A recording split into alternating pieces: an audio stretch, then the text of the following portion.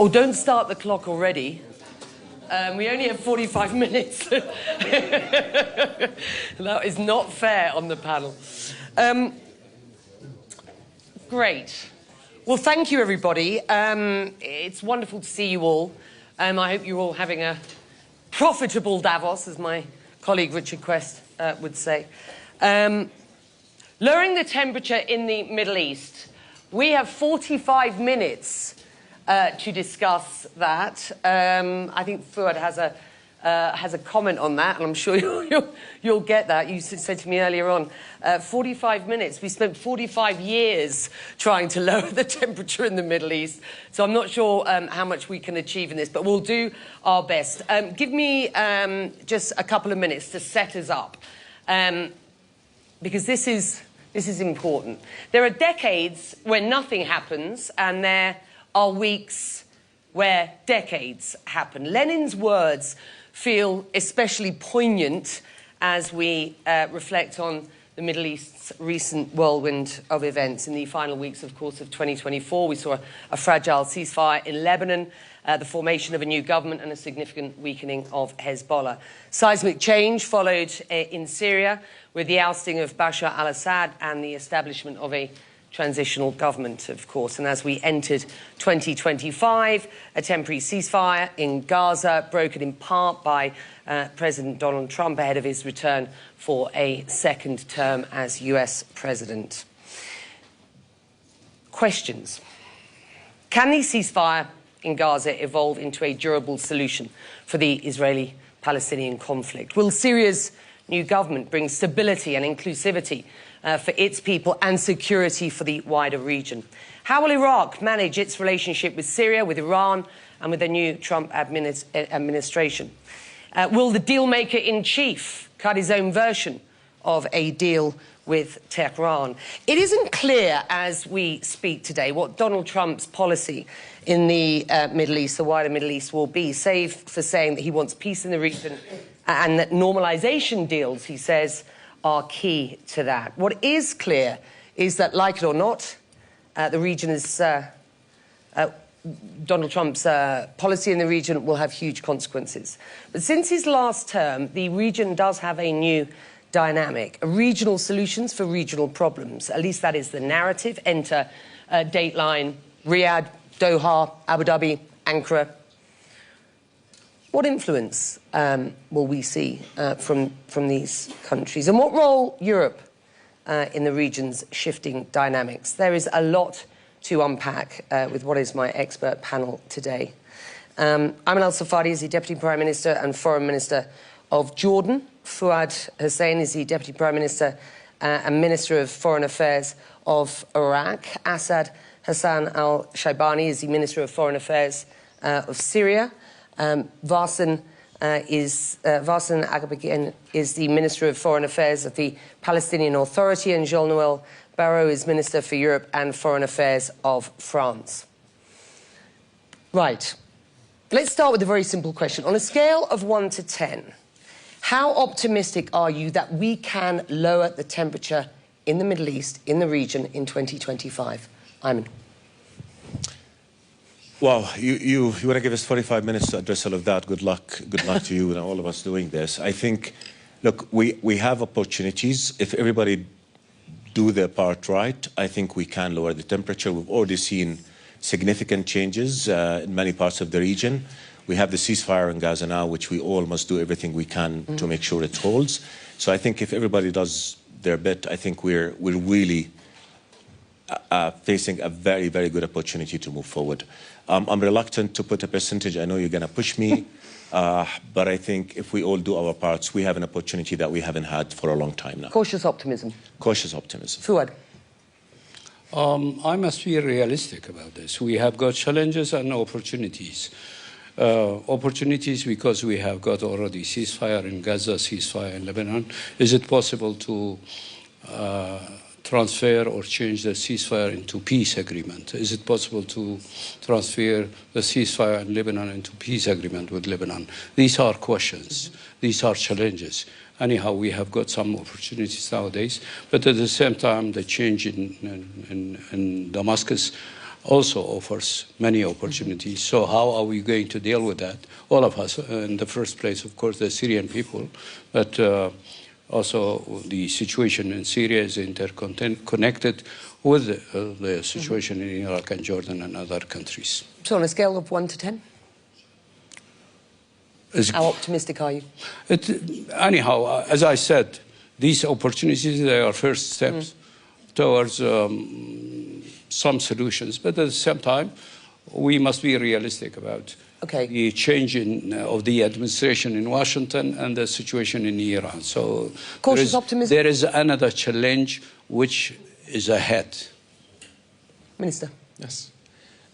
Depending on what happened in Syria, of course, we are very optimistic for the future of Syria. Regarding our country, we can say that we are 1 of 10. We can say 10. And regarding for the Middle East, we can say 8 to 9. And regarding to the world, we can say 7. Thank you. Thank you. Minister Barrow. So I would say 5 out of 10. I think we've gone half of the way by lowering the temperature in the Middle East over these past few weeks with a ceasefire in Lebanon, a ceasefire in Gaza, a regime change in Syria. But all this will only be sustainable if this comes with political solutions. So putting an end to brute force that gave way to diplomacy and negotiation was a very important and significant first step. But there is still a lot of work to do to make sure that this is durable and sustainable. Fasten. I'm also cautiously optimistic, but I will say 6, but under the condition that there is a new outlook on what peace entails and what a genuine peace process means. Right, so thank you. I'm pleasantly surprised, but perhaps I shouldn't be, that we've got some cautious optimism. I mean, I said more than cautious optimism, but that's good. That's a good place to start. So, Vasen, let's come back down this line and start with Gaza. How confident are you that this deal will go beyond even this first week of this first stage, and that we can, in any way, expect to get a durable peace at the back end of it? And what role Donald Trump now as new US president? Well, things are very unpredictable and it can go either way. But what we hope as Palestinians, and for saving lives, that this ceasefire becomes a permanent position that would lead us to something bigger. Now, President Trump is a key player. And the USA can do a lot, and we've seen it in the last week. So, but President Trump and the team in the United States need to, again, understand what it means to have Palestinians have a palatable peace process. A palatable peace process means understanding the rights of the Palestinians. Is it your sense that they care? Rights. They can if there is enough work from the region, from our brothers and sisters, from the international community, on talking about the durability of a sustainable peace. If you want a sustainable peace, then it has to have parameters that are different than what was thought before on either continuing the status quo in the Middle East or really achieving a sustainable peace. So what you're saying is we cannot just dust off what was a Kushner plan back in 2020 for a solution to the conflict. Yes, what was there on the table in 2017, 2018 will not bring us peace. Not for the Palestinians, not for the Israelis, not for the region. Ayman, how confident are you about getting through this first stage and a push towards a day after deal? Look, I think we're going to see a bottom-up pressure from the people on both sides to ensure that the ceasefire holds, because, you know, we cannot forget the hell it has been last year for everybody. So I think as we see the first stage implemented, I think people are going to see the benefit of sticking to the deal, and I think that's going to put a lot of pressure on the politician. I think it is key that also we understand that there is real misery on the ground in Gaza. So being able to bring into Gaza sufficient aid on scale in time is something that's going to be extremely important in creating an environment that would push even harder for the solution, for the ceasefire to hold. In general, I think we got all to learn from the past. We cannot just keep doing what we did before and expect things to go in a different direction. That's not going to happen. Ultimately, we cannot go to pre-October 7 reality, because it is the reality that is the context in which what has happened since then happened. So I think we've got to look at what is it that we can do to make sure that nothing that has happened on and 6 October 7 happens again. And for that, we need to give political horizon. We need to restore hope. We need to navigate through the dehumanization and hatred that has taken root in a much, much deeper way. And we need to offer a solution. I think a key factor here is the new Trump administration. And let's be honest about it. It was the Trump team that pushed the parties across the finish line for the deal. President Trump is saying, I want to be a peacemaker, and that is something on which we're fully aligned, with which we're fully aligned, and we're going to be partners for President Trump in pursuing a peace. We have to understand what would it take to ensure that that peace lasts and is comprehensive and it's just and it is fair and it is peace between people, not just official documents signed. And for that to happen, people have to accept it. And for people to accept it, it has to address the legitimate rights of Palestinians, one last thing, for freedom and statehood, and also address Israel's concern about security and positioning in the region. I think we can do that. We have enough solutions that have been put on the table. As I told you before, Becky, we're not short on ideas, we're short on will. Are we going to garner that will and act together collectively in the region, in Europe, in the United States, across the world, and take advantage of the new spirit of hope that we see in the whole region, in Lebanon, in Syria, and other places? I was in Doha on the announcement of the ceasefire. Steve Witkoff was there. He was in the room with the Prime Minister of Qatar. He clearly has a very good relationship with him. As we understand it, he may go into Gaza to try and ensure the implementation of at least this sort of second stage of the first phase, as it were. But Donald Trump has already said he isn't confident that this deal will hold, this truce will hold. Does that worry you? Look, I mean, there is a chance it will not hold. We're already seeing some signs of failure to commit to what was agreed on in the deal. But I think it is in everybody's interest that the deal holds. I think we have an opportunity on which we can build. And if it doesn't hold, then what's the alternative? And as we talk about Gaza and the risk of the ceasefire not holding, which is dragging not just Gaza into hell again, but dragging the whole region into the anxiety and uncertainty and chaos that we've seen, there is also the West Bank on which we need to keep an eye. What's happening with the West Bank is extremely dangerous. As Gaza, sort of witnesses a degree of end of fighting, we don't want to see that fighting on the West Bank leading to explosion, because if it does, then we'll find ourselves in the same place. What I want to say is that I think history has proven that security approach will not solve the problem. How many years, decades, has Israel relied on security approaches to ensure that there's no re-eruption, and it did not work. So now I think I go back to what John Well said. We need a political solution. We need a political vision.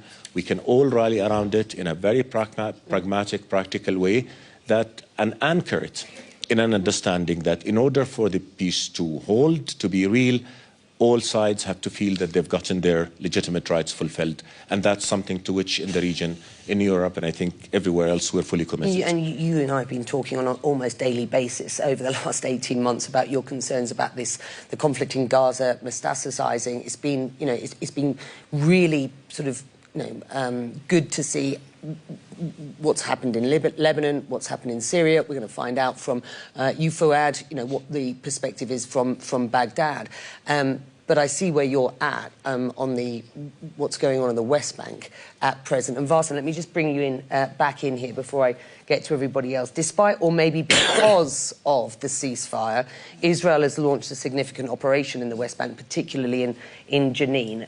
Are these acts, to your mind, meant to further undermine the PA in the eyes of the Palestinians on the West Bank? Seen by some, the PA is seen by some as collaborators with Israel at present, just as conversations about what the day after in Gaza might look like. What's your sense?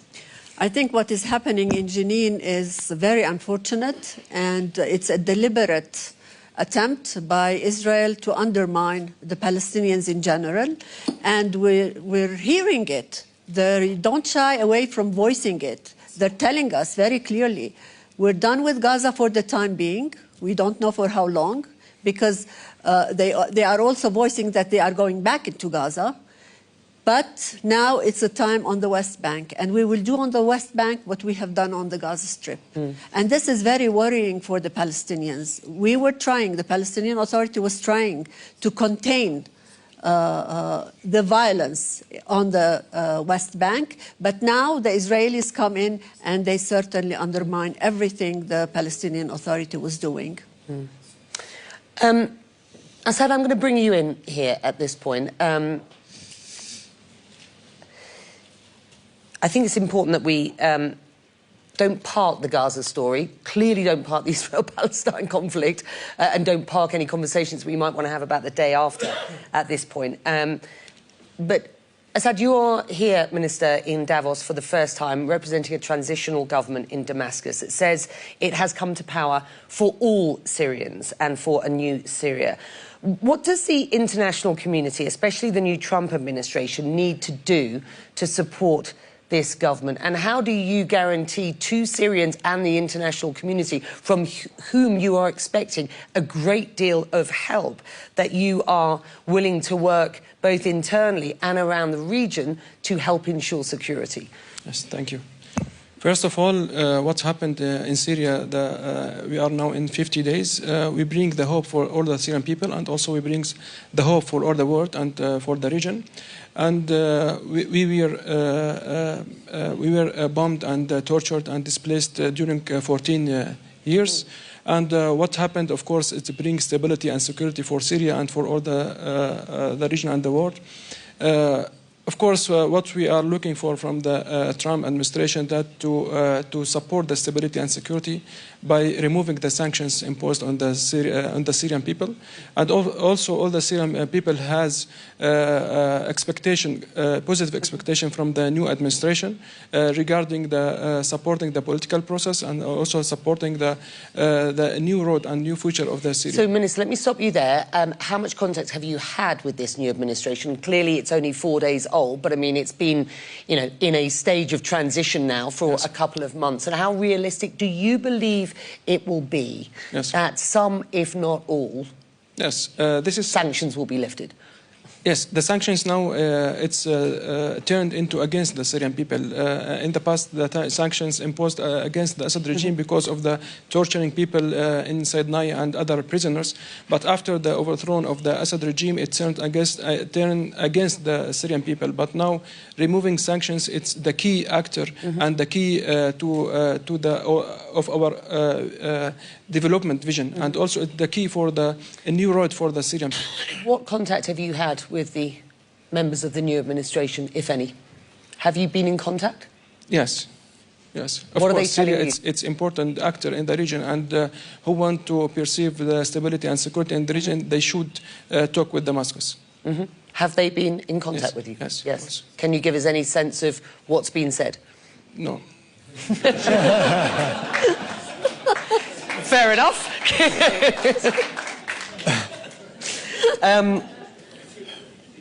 Let me bring Minister Fuad Hussein in at this point. I'm coming back to you. You've been instrumental in navigating Iraq through complex regional dynamics, advocating for national sovereignty and for regional cooperation. What is your view about what is going on in Syria? What danger do you believe there is in any instability that there may be there spilling over into your country? And again, what's your perception of where the Trump administration's policy will lie in the Middle East going forward? I mean, you will need to speak to the new Trump administration. You will need to talk about US troops in Iraq. What's your sense? Let me first mention that the Syrian security and Iraqi security are very much interlinked. And that has to do with the past, but also the current situations. And we had good discussion with my colleague Assad about the security situation inside Syria, but also security situation inside Iraq, and the point which we have mentioned, or the subject which we discussed, had to do with ISIS fighters inside Syria. In fact, we have seen that ISIS territory has been extended inside Syria. ISIS fighters and terrorist fighters, they were able to control more weapons because of the fact that Syrian army collapsed. So they collected a lot of weapons, and some new elements joined ISIS. That's according to our information. And the ISIS terrorist fighters, they are on our border as well as on the border with Jordan. So that point is worrying us, and I guess it is worrying also our friends in Damascus. We need a kind of cooperation, how to deal with this threat, because the threat, it is true, they are on the other side of the border, but they have got also their people inside Iraq. So that is one of the issues. The other issue is, of course, as we mentioned many times, stability in Syria. It will be in the benefit of the Iraqi people and Iraqis. So we hope that, and we respect the will and wishes of the Syrian people, but at the same time, this new situation, the current situation in Syria, it needs cooperation and with various countries, and Iraq is included. We are ready to cooperate with the new administration in Syria, and we hope that they will have some steps towards establishing a political process, and the political process which we are talking about has to do with the being inclusive. And when we are talking about inclusive, we are talking about the various components in Syrian society, because at the end, stability, it means stability in all parts of Syria. Stability, it means stability for all components in Syria. And let's talk about northern Syria. We are not talking only about Damascus. I am talking about various areas in Syria. Yeah, and let's talk about northern Syria. We know the US-backed Kurdish forces in northern Syria are under increasing pressure at present from Turkey. Do you think Ankara will launch an offensive against these groups? And if they do, what is your positioning on this? No, that will be dangerous. Why? For many reasons. In the first place, if there will be an attack on that area, so we are talking about, I guess, 20% of the Syrian area, which is under the control of Syrian Democratic Forces. Fighting in that area, it means more refugees coming to Iraq. We have got now 250,000 refugees from Syria, but in fact, these are registered. But in fact, we have got perhaps 700,000 Syrians in Iraq. So that means more refugees inside Iraq. Fighting in that area, it will threaten the prisons in that area. As it is well known, there are 26 prisons in that area, which is under control of the Syrian Democratic Forces. And in these prisons, we have got between 10 to 12,000 terrorists from ISIS and Al-Qaeda there. So imagine if those will be free or they will be released. Many of them, they are Iraqis. The others, they are Syrian and from other nationalities. What does it mean for ISIS, and what does it mean for the security in Iraq? And in fact, what does it mean for Syrian security? So there are many threats in that area. So that's why we hope that there will be negotiation. There were some contacts and discussion between Syrian Democratic Forces leaders and do you expect HTS leaders, but we hope that these negotiations, the process of negotiations will continue and they will reach some understanding. Do you expect the brokered deal to withdraw US troops from Iraq will continue under this Trump administration? And at present, as we wait to see whether Donald Trump will broker his own deal on and with Iran. What's your perspective of how you might re-navigate your relations with Tehran? And 2 questions. It was For you? a question for me. You see the first part of your question, how the new administration in Washington is going to deal with the U.S. Troops in that area and in other areas. Of course, this is a question for the American to answer.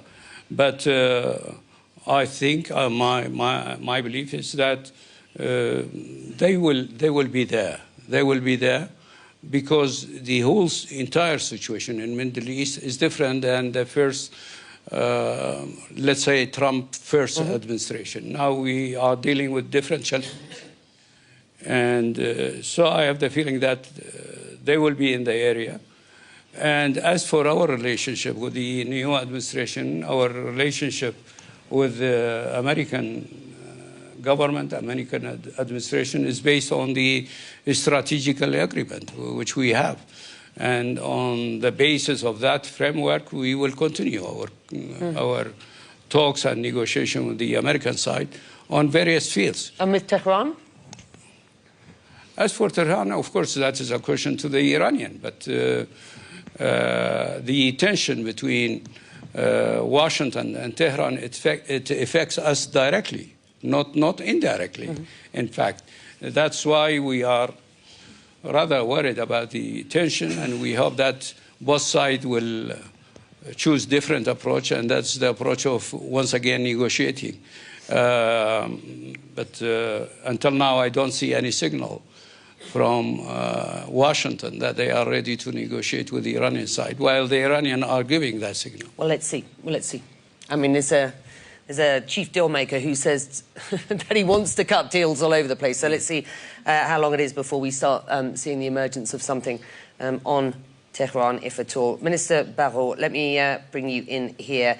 I gave you a chance to sort of, give us a starter for 10 earlier on. So having listened to what we've heard from the panelists here, can you just share your assessment of where you see Gaza, perhaps more importantly, your perspective on the developments in Lebanon and how France plans to support that government going forward?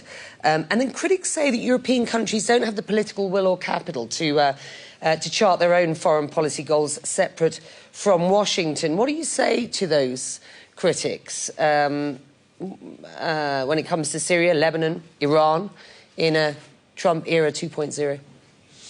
So first, I say that this is not true, even though, of course, for all of us, the US are a key partner, but we're sovereign in our foreign affairs policy. And even though we constantly talk one with another, and we often agree, it sometimes happens that we are exactly aligned, but this doesn't prevent us from working together. Why do European countries care about what's happening in the Middle East, about the temperature in the Middle East? Well, because our national interests are indexed on the temperature in the Middle East. Among the key preoccupations of European citizens today is security and terrorism.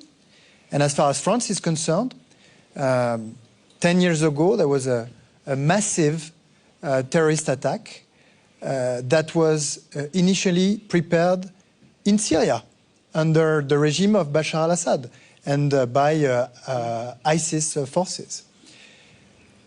At the moment when there are being a lot of talks in Europe about migration, well, these talks, they initiated in 2015 when the Syrian people, by millions, they fled from Syria, they fled the regime of Bashar al-Assad, and they found asylum in Turkey, in Jordan, in Lebanon, but also in Europe. So everything that happens in the Middle East, because we have the Mediterranean in common, so to speak, is of great interest to us. And that's why we see ourselves as partners in good times as in bad times. And I want to remind people here that France hosted the first humanitarian conference in Gaza 1 month after the 7th of October. And France also hosted the first international conference in support to Lebanon 1 month after the ground operations of Israel into Lebanon started.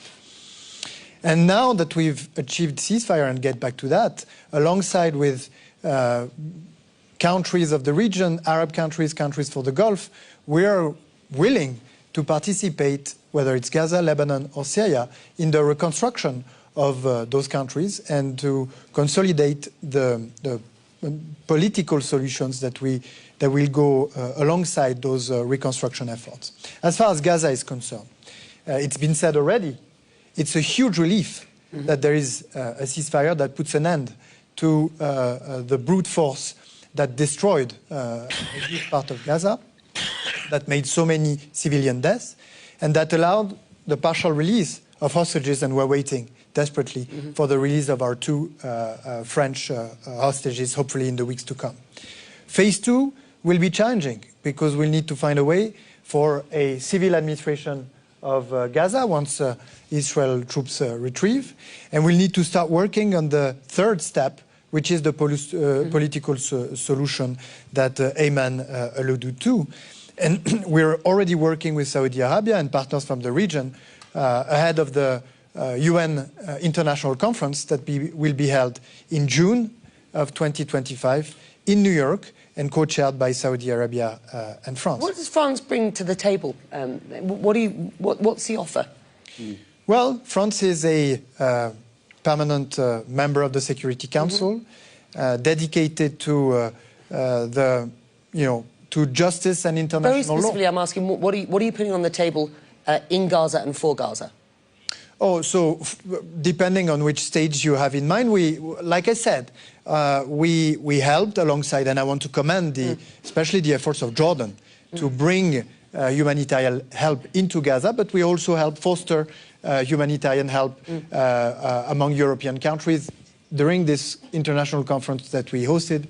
We're also in the front line to support the Palestinian Authority. We're one of the rare countries in the world to directly support the Palestinian Authority.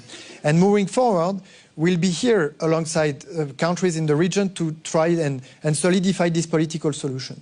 We have not yet recognized the state of Palestine because we've said that this recognition needs to come at a time when indeed we get closer to the draft of a 2-state solution with mutual recognition and security guarantees. That's not going to happen before June.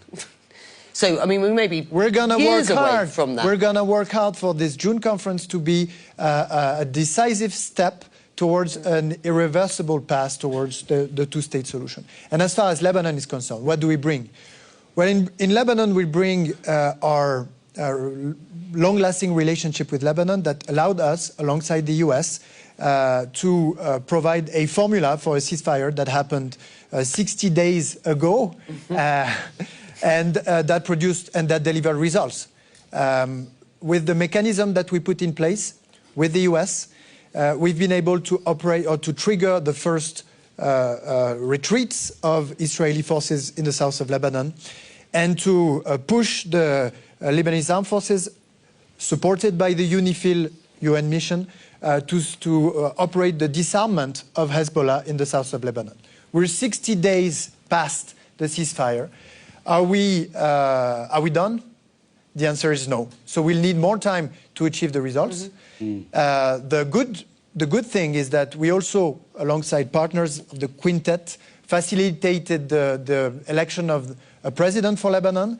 That was an essential condition to be met for the ceasefire to be sustainable, but also for the reconstruction effort to start, and basically for Lebanon or for the Lebanese people to take back control over their own destiny.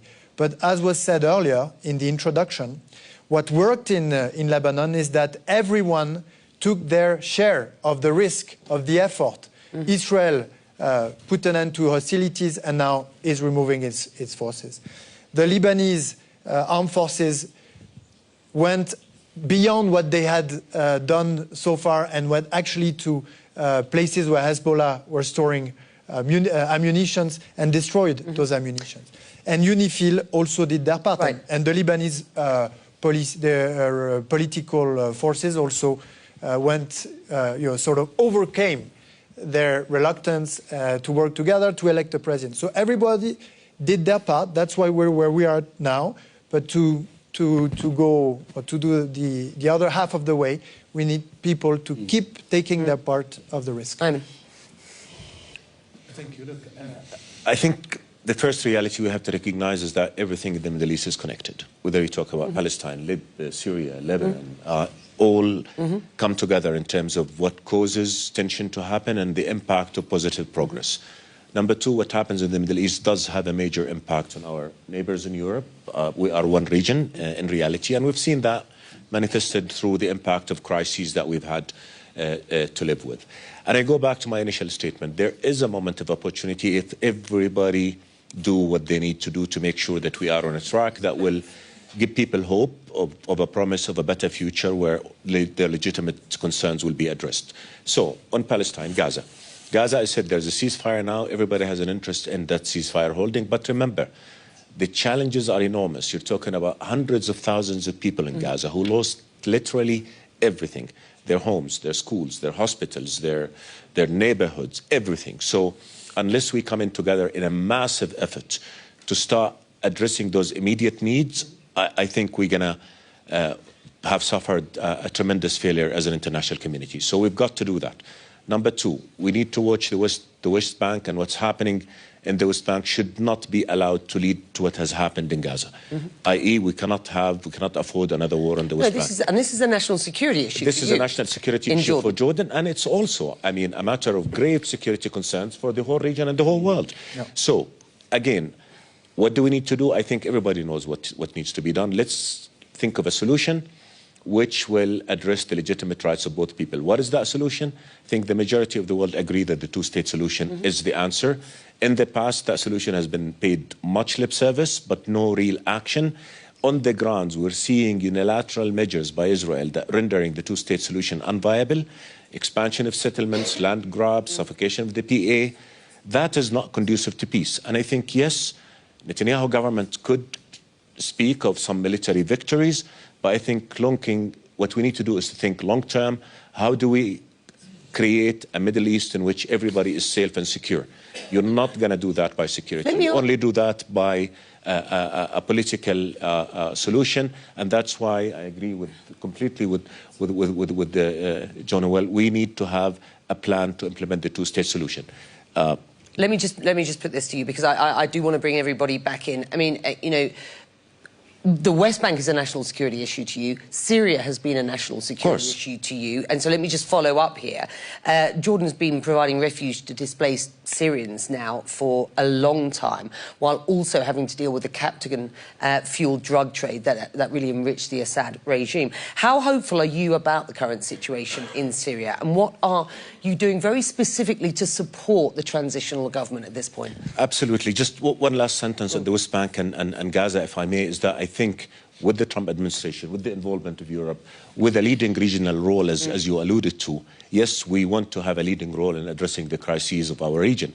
But that doesn't mean we don't need our partners and friends in the rest of the world. So we can complement each other. We will do the heavy lifting, and we need our partners to support.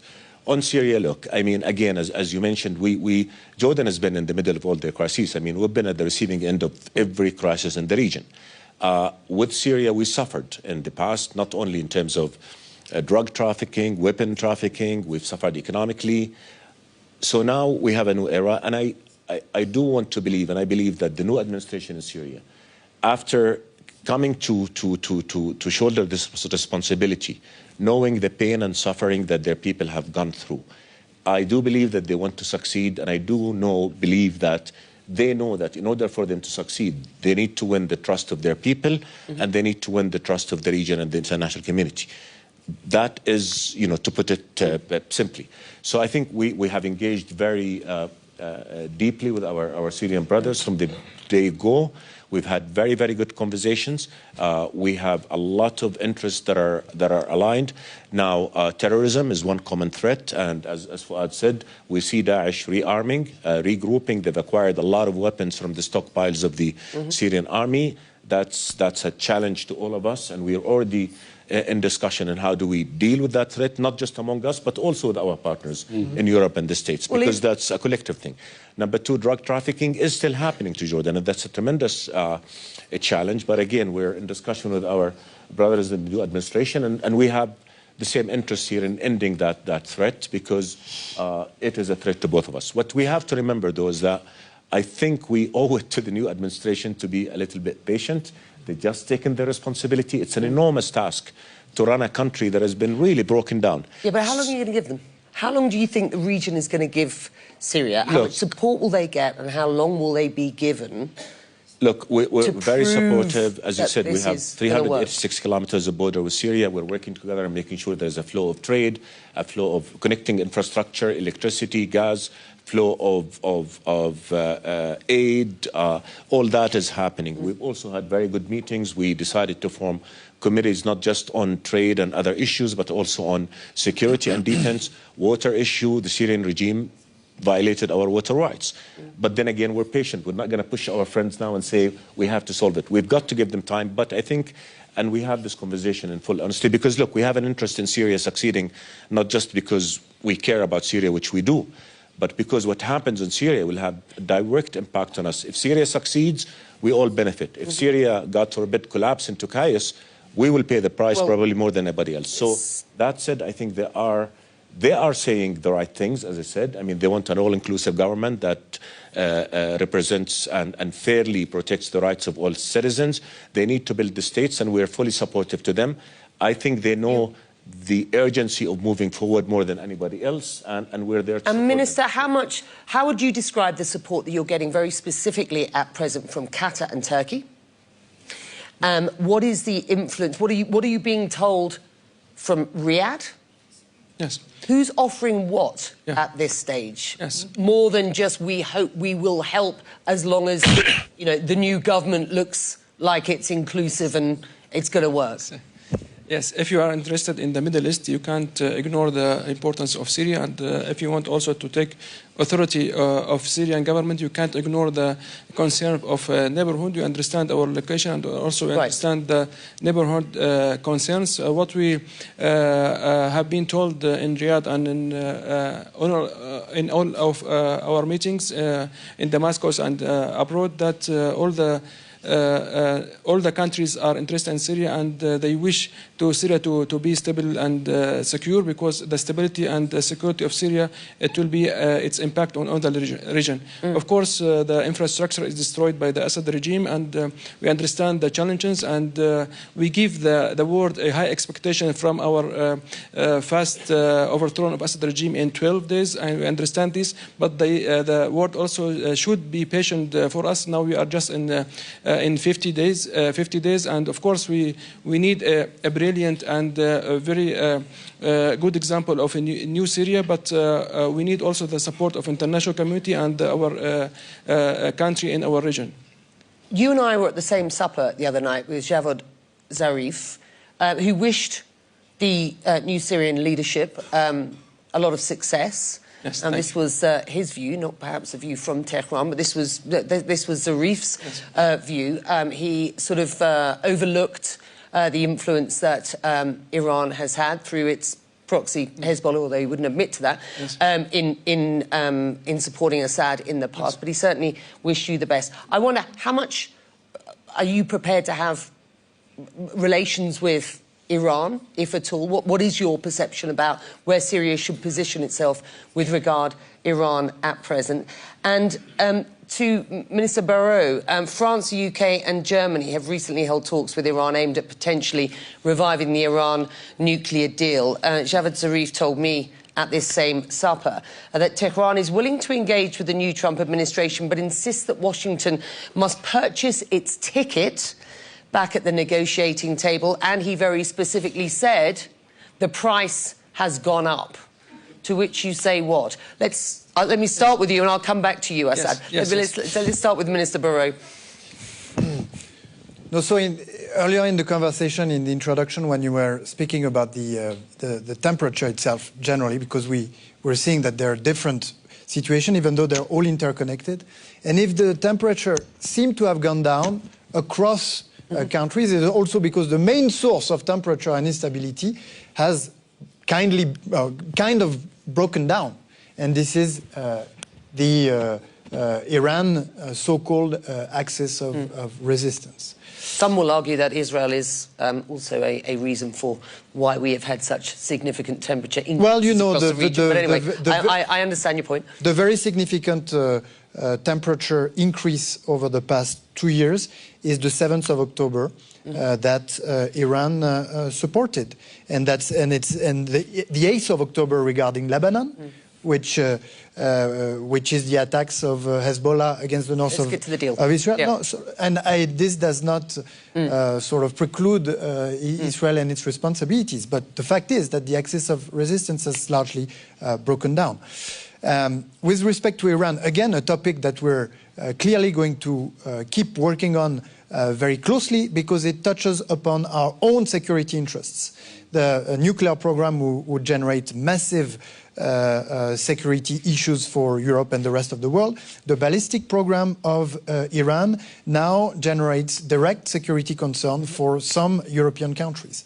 And that's why we've expressed to Iran with the British and the German partners of the E3 our willingness to move forward with tough negotiation that start with a full assessment that we requested from the Board of Governors of IAEA, and that will be presented early in the spring. Is it your sense a point or a starting point for decisions to come? Is it your sense that the Foreign Minister has been given the green light by the Supreme Leader to negotiate a deal with the US? First question, because my sense was from Zarif that actually indeed is the case.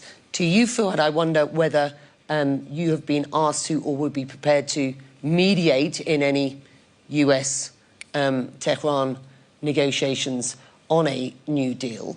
And overall, to the whole panel here, what are your hopes and fears for the Trump administration's policy towards Iran going forward? Just how important is it?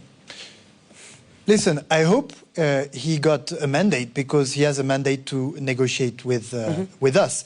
And in fact, I think this is the rational approach, because if it's not going to be a negotiation incorporating nuclear program, ballistic program and regional aspects, then what's the alternative? The alternative is back to brute force. And brute force is unlikely to generate any positive solutions either for the region, for Iran themselves, but even for us, Europe and the US, because it's unlikely that we can sort all the problems caused by these nuclear and ballistic programs by brute force only. Fuad, it is well known that we are well connected to Washington, but also to Tehran. So if we will be asked to mediate, we will do that. And it will be in the interest of Iraq, but also in interest of the region and international, in the interest of international peace. We have been asked in the past during Biden administration to mediate, and we did it. In fact, I can say that now, because it is part of the history. We organized the last meeting between the Iranian side and the American in New York. It was through us that we approached the American side and the Iranian, and they had their meeting in New York. Before the rapprochement between Saudi and Iran, of course. So, I mean, there's clearly a Riyadh opportunity for mediating this time. Riyadh and Tehran, it was in Iraq that we have all these meetings. And we were also between Tehran and many other countries, by the way. We're out of time, so I'm just going to literally ask you all, do you have confidence that whilst it is clear that what Donald Trump's policy towards the Middle East is going forward will have huge consequences for the region, are you confident that the region, and again, I bring in Dateline Riyadh, Dateline Abu Dhabi, Dateline Doha and the rest, you know, this new era, this new dynamic of regional solutions for regional problems. I mean, I don't know anybody who shuttles around the region more than you do.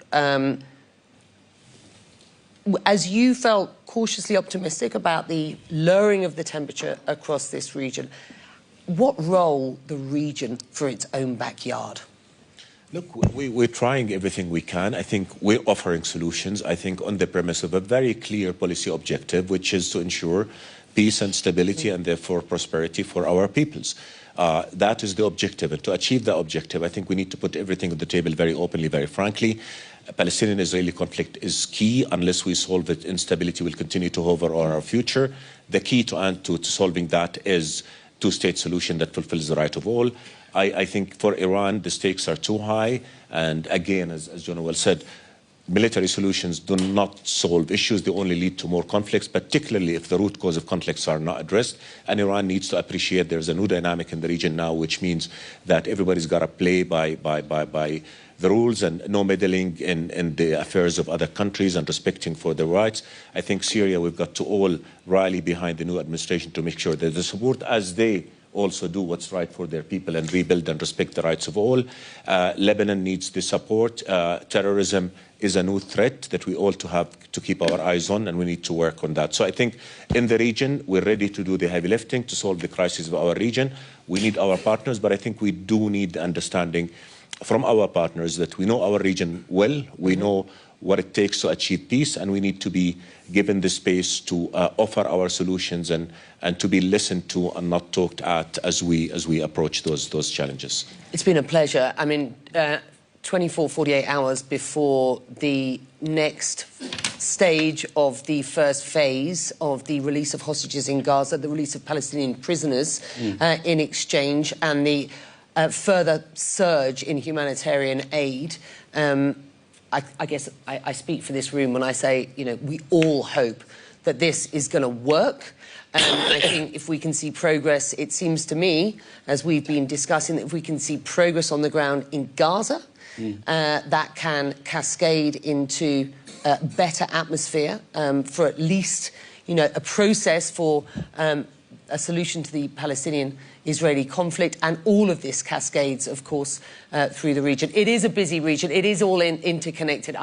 45 minutes is not anything long enough, but as Fuad said, he spent 45 years trying to lower the temperature in the Middle East. So, I mean, we were only going to skate across the surface, but it's been an absolute pleasure. Thank you very much indeed, and welcome to the Davos for you. Thank you.